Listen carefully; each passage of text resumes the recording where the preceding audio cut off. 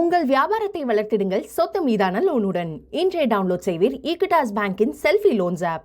HMP virus கொரோனாவை போன்று பாதிப்பை ஏற்படுத்தாது என்பதால் பொதுமக்கள் அச்சமடைய தேவையில்லை என தேசிய காசநோய் ஒழிப்பு திட்டத்தின் முதன்மை ஆலோசகர் சௌமியா சாமிநாதன் தெரிவித்துள்ளார்.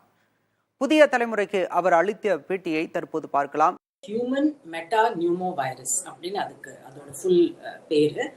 அது ஒரு புது வைரஸ் கிடையாது. இட் இஸ் நாட் அந்த கோவிட் வந்தா மாதிரி புதுசா ஒன்றும் இப்போ உண்டாகல.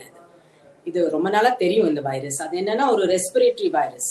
இப்போ இன்ஃப்ளூயன்ஸாங்கிற வைரஸ் எல்லாரும் கேள்விப்பட்டிருக்கோம். அதே மாதிரி கரோனா வைரஸஸ் இப்போ எல்லாருமே கேள்விப்பட்டிருக்கோம். ரெஸ்பிரேட்டரி சின்சிட்டியல் வைரஸ் அப்படின்னு இன்னும் ஒரு காமன் வைரஸ். அந்த மாதிரி நிறைய வைரஸஸ் நம்மளுக்கு இந்த இருமல், சளி, காய்ச்சல், ஜுரம் கொடுக்கும்போது அதுல இது ஒரு வைரஸ்.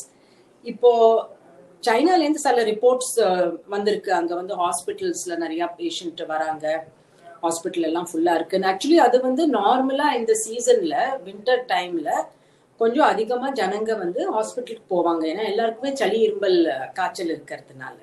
ஸோ அதை சில பேர் அதை மிஸ்இன்டர்பிரேட் பண்ணியிருக்காங்க. அங்க நம்ம புதுசா ஒன்று சைனால ஆரம்பிச்சிருக்கு அப்படின்னு.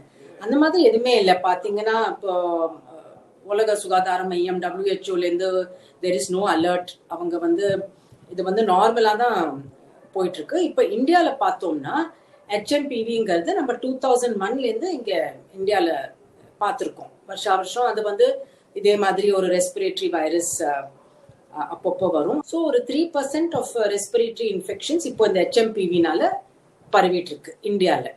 பட் இது வரைக்கும் யாருமே ரொம்ப சீரியஸா அதுல பாதிக்கல. இந்த மரணங்கள், டெத் எதுவுமே இன்னும் ரிப்போர்ட் ஆகல.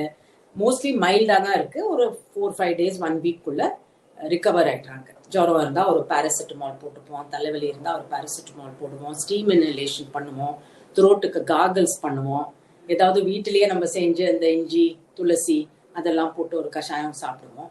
நார்மலா இது ஒரு 5 days 5 to 7 daysல சாதாரணமா we will recover.